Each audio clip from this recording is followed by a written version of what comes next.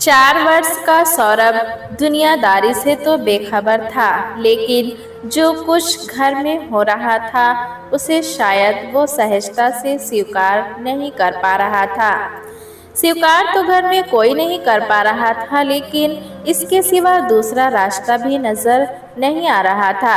मीना रोने लगी तो सौरभ उनके नजदीक खिसक आया और उनके आंसू पोंछता हुआ बोला, नानी रो मत, अब मैं आपसे कुछ नहीं पूछूंगा, बस एक बात और बता दो, जिनसे मम्मी की शादी हो रही है वो कौन है? मीना स्वर को संयत करती हुई बोली, वो तेरे पापा हैं। अच्छा, मैं अब पापा और मम्मी दोनों के साथ रहूंगा। सौरभ खुशी से उछल पड़ा तो मीना उसका चेहरा देखती रह गई। अंजलि अपनी माँ और बेटे की बातें बगल के कमरे में बैठी सुन रही थी। उसके हाथ का काम छूट गया और वो बिस्तर पर निढाल सी लेट गई। अतीत की काली परछाइयां जैसे उसके चारों ओर मंडराने लगी थी। 5 साल पहले भी तो घर में उसकी शादी की तैयारियां चल रही थी। तब अंजलि के मन में उत्साह था, आंखों में भविष्य के सुनहरे सपने थे। तब गाजे बाजे के साथ वो विवेक की पत्नी बन अपने ससुराल पहुंची, जहां सभी ने खुले दिल से उसका स्वागत किया था। विवेक अपने माता पिता का इकलौता लड़का था। शादी के दूसरे दिन विवेक के 10 से 12 दोस्त उन्हें बधाई देने आए थे। नए जोड़े को लेकर सब दोस्त मजाक कर रहे थे। उन्हीं में एक ऐसा भी दोस्त था जिसे देखकर अंजलि सहज नहीं हो पा रही थी, क्योंकि जितने समय सब बैठे थे उसकी दोनों आंखें उसे घूरती ही रही। विवेक, मुझे तो तुझसे जलन हो रही है। सबके बीच सूरज बोला, तू इतनी सुंदर बीवी जो लेकर आया है, अब मेरे नसीब में जाने कौन है। सूरज ने नजरें अंजलि पर जमाए हुए कहा तो सब हंस पड़े। चिंता मत कर, तुझे अंजलि भाभी से भी ज्यादा खूबसूरत बीवी मिलेगी। दोस्तों के बीच से एक दोस्त की आवाज सुनाई दी तो सूरज ने नाटकीय अंदाज में अपने दोनों हाथ ऊपर हवा में लहरा दिए। एक बार फिर जोर से हंसी के फव्वारे फूट पड़े। चाय नाश्ते के बाद जब सब दोस्त जाने लगे तो सूरज अंजलि के करीब आकर बोला, मुझे अच्छी तरह पहचान लीजिए भाभी जान, मैं विवेक का बहुत करीबी दोस्त हूँ सूरज, और आप चाहें तो आपका भी करीबी बन सकता हूँ। अंजलि उसके इस कथन से सकपका गई और एक देवर की अपनी नई भाभी से चुहलबाजी समझकर चुप रह गई। सूरज अब अक्सर घर आने लगा था। वो बात तो विवेक से करता, पर उसकी निगाहें अंजलि पर ही टिकी रहती।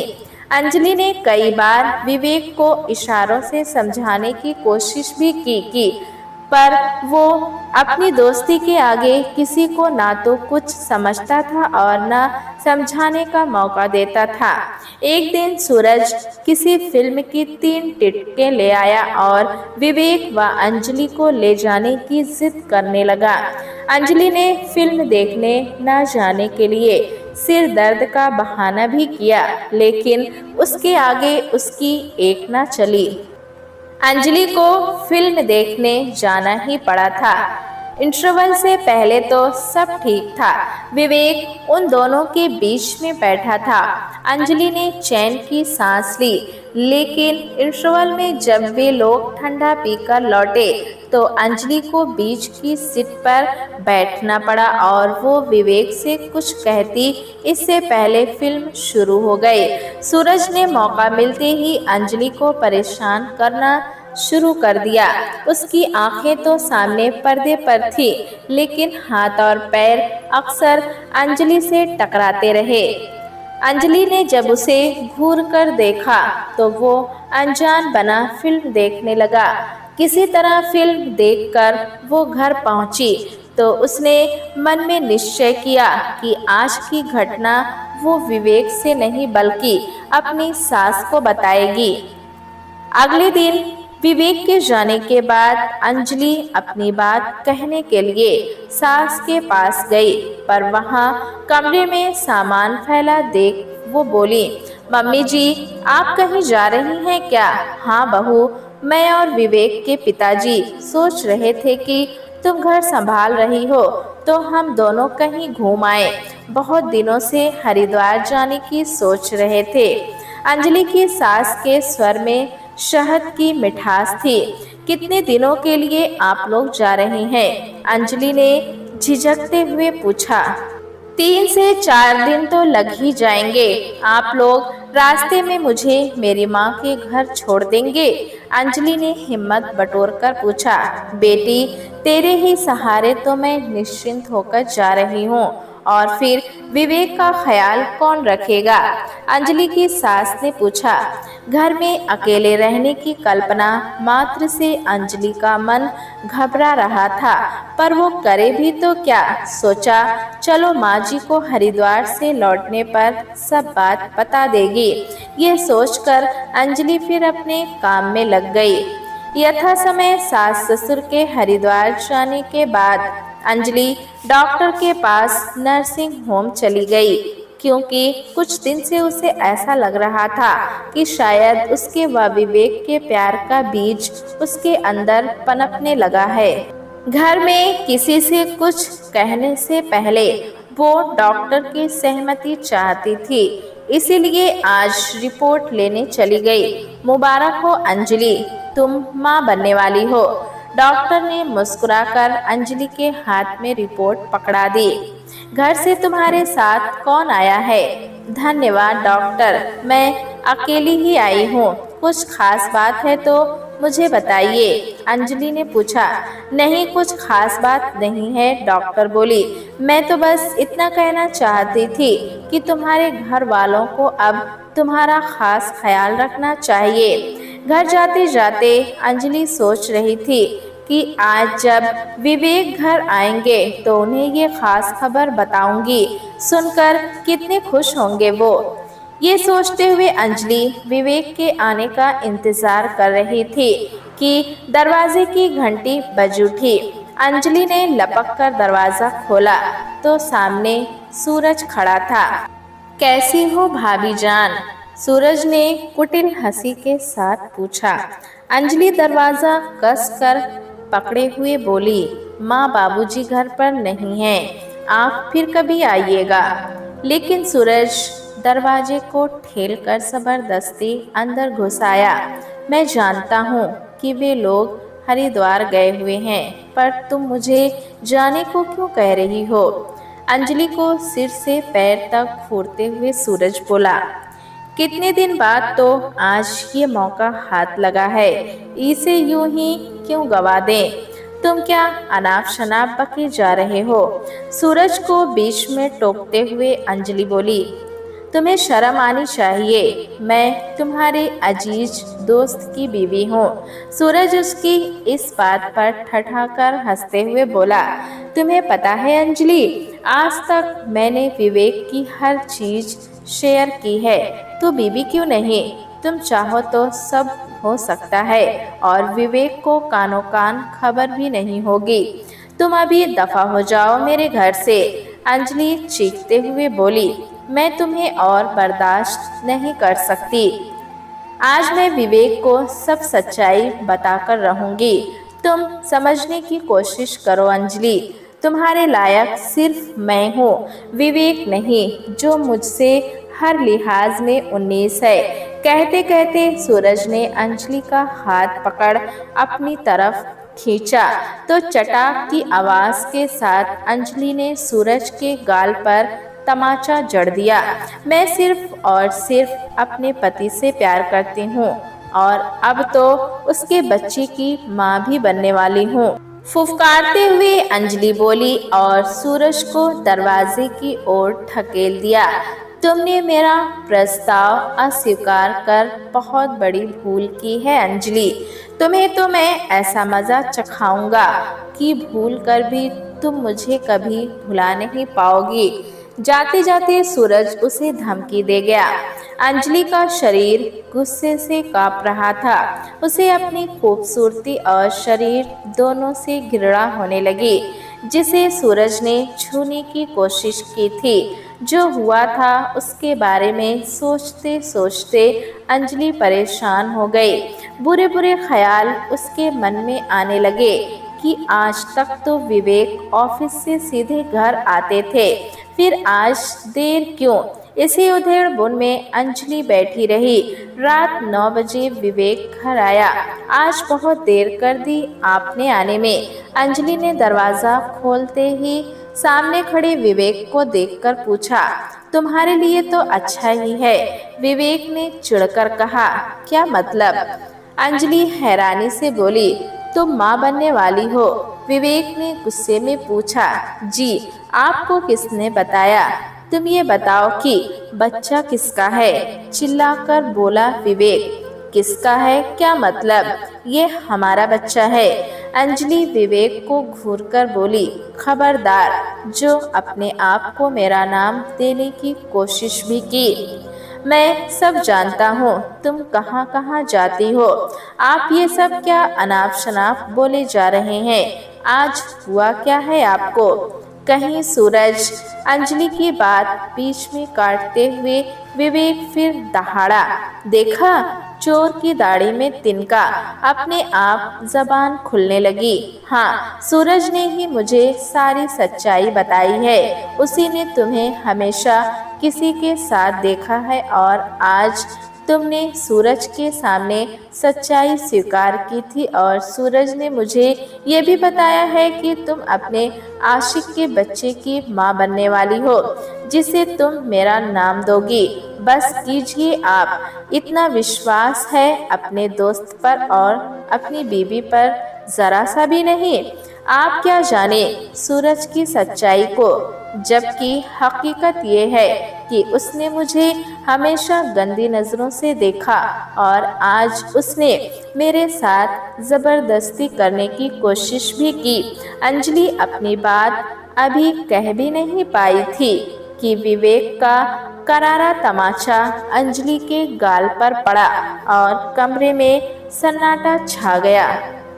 देखा, जब अपना मैला दामन दूसरों को दिखने लगा तो तुमने दूसरों पर कीचड़ उछालना शुरू कर दिया। हाँ, मुझे सूरज पर विश्वास है, तुम पर नहीं। तुम्हें यहाँ आए 6 महीने भी नहीं हुए और सूरज के साथ मैंने 6 सालों से कहीं ज़्यादा समय बिताया है। अब जब तुम्हारी असलियत जाहिर हो चुकी है तो मैं तुम्हें बर्दाश्त नहीं कर सकता। मैं कल सुबह तुम्हें तुम्हारे घर छोड़कर आऊँगा और तुम्हें तलाक दे दूँगा। इतना कहकर विवेक अपने कमरे में जाने को मुड़ा तो अंजलि उसे खींचकर अपने सामने खड़ा कर गरजते हुए बोली, मैं नहीं जानती कि सूरज ने क्या झूठी कहानी आपको सुनाई है। अब मैं भी आपके साथ नहीं रहना चाहूँगी, लेकिन मैं इतना आपको बता दूं कि विज्ञान ने बहुत तरक्की कर ली है। मैं चाहूँ तो आपको प्रमाण दे सकती हूँ कि मेरी कोख में आपका बच्चा है, पर उससे कोई फायदा नहीं है क्योंकि उस प्रमाण को सूरज की झूठा बना सकता है। रात भर अंजलि सो ना सके। सुबह होते ही वो उठी और अपना सामान लेकर मायके चल दी। विवेक को पता भी नहीं चला। मायके में माँ बाबूजी को अपनी आप बीती सुनाकर अंजलि ने ठंडी सांस ली। बाबूजी गुस्से से तमतमा उठे। विवेक की ये मजाल की फूल सी नाजुक और गंगा सी पवित्र बेटी पर लालछन लगाता है। मैं उस नवाबजादे को छोड़ूंगा नहीं। आप शांत रहिए और कुछ समय बीतने दीजिए। शायद विवेक को खुद अपनी गलती का एहसास हो जाए, अन्यथा हम दोनों इसकी ससुराल चलेंगे। माँ ने बाबूजी को शांत करते हुए कहा। लेकिन वहाँ से ना कोई आया, ना ही उन्होंने अंजलि के माँ बाप से कोई बात की। बल्कि उनकी पहल को ठुकराते हुए विवेक ने तलाक के कागज अंजलि को भिजवाए तो पत्थर से बनी अंजलि ने ये सोचकर चुपचाप कागजों पर हस्ताक्षर कर दिए कि जहां एक बार बात बिगड़ गई वहां दोबारा सम्मान और प्यार पाने की उम्मीद नहीं की जा सकती। धीरे धीरे समय बीतता गया। सौरभ का जन्म हो गया। अंजलि ने कई बार नौकरी करने की जिद की, पर बाबूजी ने हमेशा ये कहकर मना कर दिया कि तुम अपना बच्चा संभालो, मैं अभी इतना कमाता हूँ कि तुम्हारा भरण पोषण कर सकूं। एक दिन बाबूजी अंजलि को समझाते हुए बोले, बेटी, जिंदगी बहुत बड़ी होती है। मैं सोचता हूँ कि तेरी शादी कहीं और कर दूं। बाबूजी, शादी विवाह से मेरा विश्वास उठ चुका है। अंजलि बोली, अब तो सौरभ के सहारे मैं पूरा जीवन काट लूंगी। बेटी, आज तो हम हैं, लेकिन कल जब हम नहीं रहेंगे तब तुम किसके सहारे रहोगी? बाबूजी ने समझाया, क्या मैं अपना सहारा खुद नहीं बन सकती? मैं क्यों दूसरों में अपना सहारा ढूंढने के लिए कदम आगे बढ़ाऊं और फिर गिरूं? पांचों उंगलियां एक समान नहीं होती। बाबूजी समझाते हुए बोले, जीते जी तुम्हारा सुखी संसार देखने की हार्दिक इच्छा है, वरना मरकर भी मुझे चैन नहीं मिलेगा। क्या मेरी इतनी सी इच्छा तुम पूरी नहीं करोगी? बाबूजी के इस कातर स्वर से अंजलि पिघल गई, पर दृढ़ स्वर में बोली, ठीक है बाबूजी, मैं शादी करूंगी, पर उस व्यक्ति से जो मुझे सौरभ के साथ अपनाएगा। सुनकर बाबूजी थोड़ा विचलित तो हुए, पर प्रत्यक्ष में बोले, ठीक है, जिनसे तुम्हारी शादी की बात चल रही है उनसे मैं तुम्हारी बातें कह दूंगा, पर सौरभ को हम शादी के कुछ समय बाद भेजेंगे। अंजलि बेटी, तुम तैयार नहीं हुई? मीना ने कमरे में प्रवेश करते हुए कहा तो अंजलि अपनी यादों से वापस लौट आई। बेटी की भीगी भीगी आंखें देख मीना का मन भी भीग उठा। कोर्ट में रजिस्ट्रार के सामने अमित और अंजलि दोनों ने हस्ताक्षर किए। अमित के चेहरे पर परिपक्वता थी, फिर भी चेहरे की गरिमा अलग थी। उनका व्यक्तित्व विशिष्ट था। सौरभ को कुछ दिन बाद भेजने की बात कह बाबूजी रोते बिलखते सौरभ को लेकर भीतर कमरे में चले गए और अपने घर से विदा हो अंजलि एक बार फिर अनजान लोगों के बीच आ गई। अमित की दोनों बेटियां सुमेघा और सुप्रिया गुड़ियों जैसी थी। सौरभ से उम्र में कुछ बड़ी थी, जो जल्दी ही अंजलि से घुल मिल गए। 2 महीने बीतते बीतते अंजलि ने अमित से कहा, मैं सौरभ को यहाँ लाना चाहती हूँ। हाँ, इस बारे में हम शाम को बात करेंगे। अमित झिझकते हुए इतना कहकर ऑफिस चले गए। शाम को सब बैठे टेलीविजन देख रहे थे तो अमित की माँ बोली, बहू, मुझे जल्दी से अब पोते का मुंह दिखाना। सौरभ भी आपका पोता ही है माँ जी। जाने कैसे हिम्मत कर अंजलि कह गई। ये सुनते ही अमित और उसकी माँ का चेहरा उतर गया। एक पल बाद ही अमित की माँ बोली, लेकिन मैं अपने पोते अपने खून की बात कर रही थी बहू। क्या मैं सुमेधा और सुप्रिया को अपना नहीं मानती? तो फिर सौरभ को अपनाने में आपको क्या दिक्कत है? अंजलि विनम्रता से बोली, बहू, मैंने तो शुरू में ही तुम्हारे बाबूजी को मना कर दिया था कि सौरभ को हम नहीं अपनाएंगे। अमित की माँ ने कहा तो अंजलि ये सुनकर अवाक रह गई। चलिए, मैं मान लेती हूँ कि आपने बाबूजी से ये बात कही होगी जो उन्होंने मुझे नहीं बताई, पर मैं अपने बच्चे के बिना नहीं रह सकती। अंजलि ने कहा, देखो बहू, मैं इस बारे में सोच भी लेती, पर अब जिंदा मक्खी निकल तो नहीं सकती ना। मुझे सच्चाई का पता चल चुका है। मैं सौरभ को नहीं अपना सकती।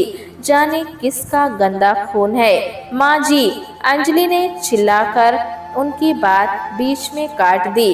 आपको मेरे या सौरभ के बारे में ऐसी बातें कहने का कोई हक नहीं है। तुम क्या हक दोगी और अपने बारे में क्या सफाई दोगी? अमित की माँ तल्ख शब्दों में बोली, तुम्हारे बारे में हमें सब कुछ पता है। मैं सब जानकर भी खामोश हो गई कि चलो, इंसान से गलती हो जाती है और सौरभ कौन सा मेरे घर आएगा। पर अब तुम्हारी ये जिद नहीं चलेगी। माँ जी, ये मेरी जिद नहीं, मेरा हक है, मेरे माँ होने का हक है। अंजलि भी उसी तरह तल्ख लहजे में बोली, सौरभ विवेक का ही बेटा है और कौन किसका बेटा है ये एक माँ ही जानती है। और मैं नहीं चाहती कि हमारी भूल की सजा मेरा बेटा भुगते। वो यहाँ जरूर आएगा और मेरे साथ ही रहेगा।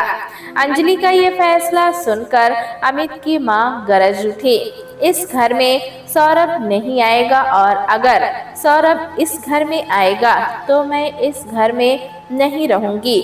आप इस घर से क्यों जाएंगी? ये आपका घर है, आप शौक से रहिए। इस घर के लिए अभी मैं अजनबियों सी हूँ, मैं ही चली जाऊंगी। पहले भी मेरी भावनाओं के साथ खिलवाड़ हुआ था, आज फिर हो रहा है। पहले सूरज खिलाड़ी था और आज आप हैं जो खुद एक माँ है। क्या आप अपने बच्चों से दूर रह सकती हैं? अंजलि अमित की माँ का सामना करते हुए बोली, पहली शादी टूट चुकी है, दूसरी हुई है तो निभा ले मूर्ख, वरना दुनिया थू थू करेगी। अमित की माँ ने कटाक्ष किया, मैंने आज तक अमित से या आपसे ये नहीं पूछा कि इनकी पहली पत्नी ने इन्हें क्यों तलाक दे दिया, पर अब सोच सकती हूँ कि अमित के तलाक में भी आपका ही हाथ रहा होगा। माँ और पत्नी के बीच बढ़ती तकरार को देखकर अमित माँ को उनके कमरे में ले गया और अंजलि पैर पटकती हुई अपने कमरे में लौट आई। अंजलि को लगा कि एक बार फिर उसे ससुराल की दहलीज लांघनी होगी, पर इस बार वो अपने पैरों पर खड़ी हो अपना सहारा खुद बनेगी। बाबूजी ने झूठ बोलकर उसका संसार बसाना चाहा, पर सौरभ की कीमत देकर वो बाबूजी की इच्छा पूरी नहीं कर पाएगी। उसकी आंखें नम हो आई, उसे अपनी तकदीर पर रोना आ गया। तभी अमित कमरे में प्रवेश करते हुए बोले, क्या सोच रही हो अंजलि? शायद घर वापस जाने की सोच रही हो। जी, छोटा सा उत्तर दे अंजलि फिर खामोश हो गई। मैंने तो तुमसे जाने को नहीं कहा, अमित ने कहा तो अंजलि रुखाई से बोली, लेकिन आपने अपनी माँ का या मेरी बातों का कोई विरोध भी तो नहीं किया। क्या आप सुमेधा और सुप्रिया के बिना रह सकते हैं? इतना कहते कहते अंजलि रो पड़ी। ठीक है, हम जाएंगे और अपने बेटे सौरभ को लेकर आएंगे। अमित की बात सुन सहसा अंजलि को विश्वास नहीं हुआ। वो चकित सी अमित को देख रही थी तो अमित हंस पड़े। लेकिन आपकी माँ? अंजलि ने शंका जाहिर की।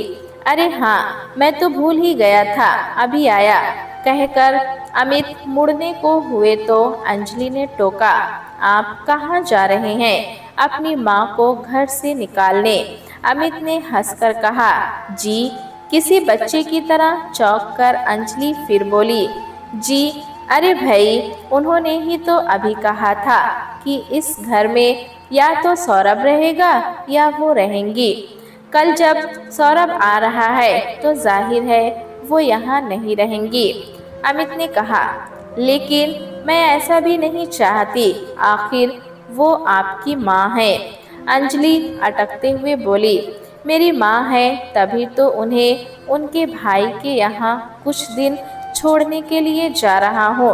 तुम चिंता मत करो, वो भी अपने बच्चे से अलग होंगी, तभी तुम्हारी ममता को समझ पाएंगी। धीरे धीरे सब ठीक हो जाएगा, कहकर अमित बाहर निकल अपनी माँ के कमरे की ओर मुड़ गए। सुख दुख के मिले जुले भाव ले वो अमित और उनकी माँ की उठती आवाज़ों को सुनती रही। बहस का अंत अमित के पक्ष में आते आते अंजलि का मस्तक अमित के लिए श्रद्धा से झुक गया। प्यारे दोस्तों, कहानी कैसी लगी हमें कमेंट में ज़रूर बताएं। चैनल पे नए हैं तो एक लाइक और सब्सक्राइब करना ना भूलें।